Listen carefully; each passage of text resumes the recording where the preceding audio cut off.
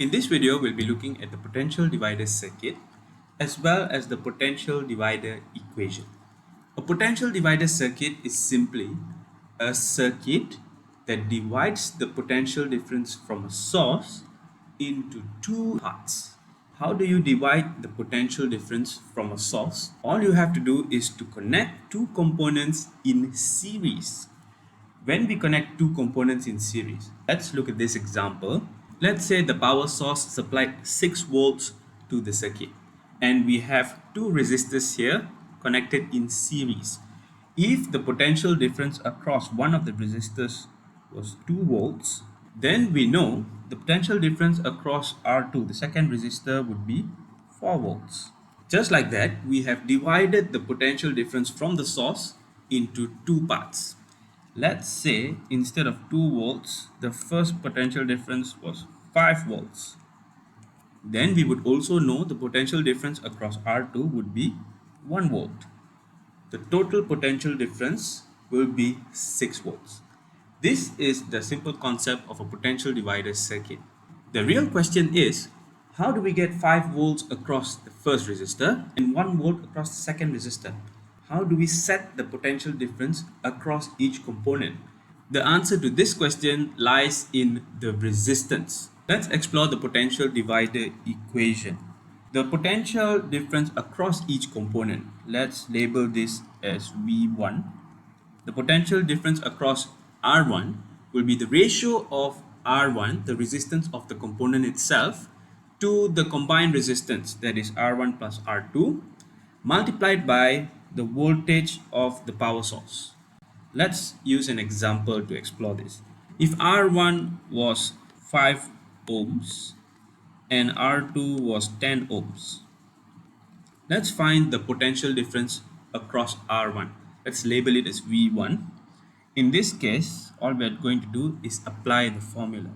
The potential difference across R1 will be equals to the resistance of R1, which is 5 ohms, over the combined resistance, which would be 5 plus 10 ohms, multiplied by the potential difference of the power source, that is 6 volts. We will multiply with 6 volts. And the answer that you would get here, the ratio is 1 over 3, so you would get an answer of 2 volts. This is how we count the potential difference across a single component. V1 is 2 volts. Since R1 and R2 are connected in series, we know that R2 must be 4 volts. Let's test that out using our equation.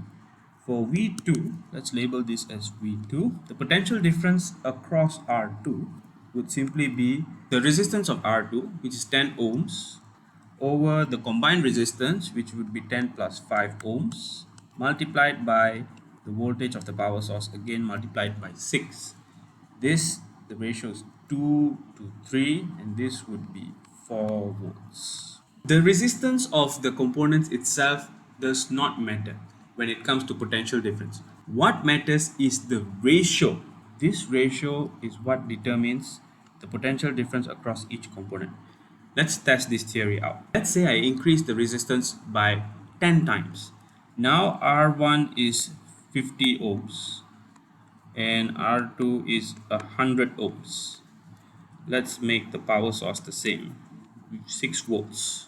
Now let's apply the formula again. Let's calculate the potential difference across R1.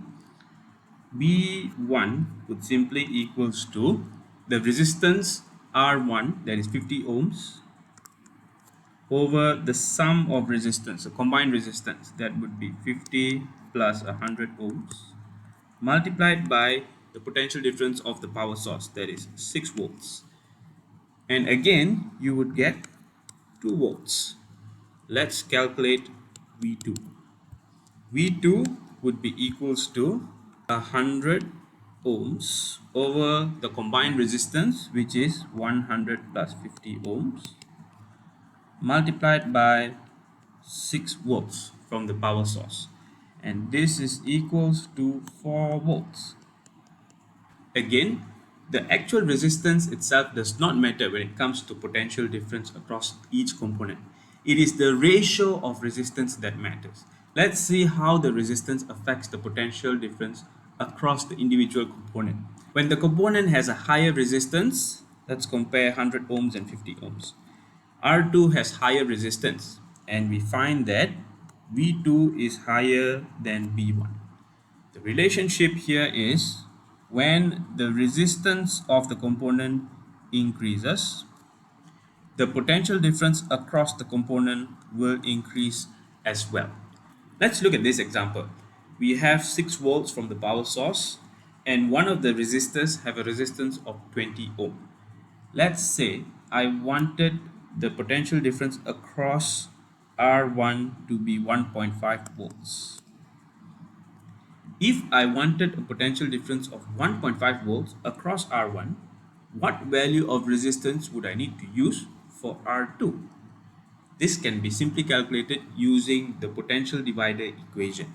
The formula that we would use is V1. Because we have the value of the potential difference across R1, we are going to use V1 would be equals to R1, the resistance of R1 over the combined resistance multiplied by the source potential difference. And this would simply be 1.5. This is the potential difference across R1 is equals to 20 ohms over the combined resistance, that is 20 plus R2. We're going to figure out R2 here, multiplied by the potential difference of the source, that is 6 volts. When we solve this, you would get 20 plus R2 is equals to 80. And of course, R2 would simply be 60 ohms. By simply applying the formula, we could find out what value of resistance that we need in order to have a certain value of potential difference across each component. If you found this video helpful, please do me a favor and just hit that like button. It really does help. Thank you very much for doing that. If you think this is a useful video, do share it with your friends. I will be producing at least one video a week. Do subscribe so that you don't miss anything and turn on the notification bell. I will see you guys in the next video.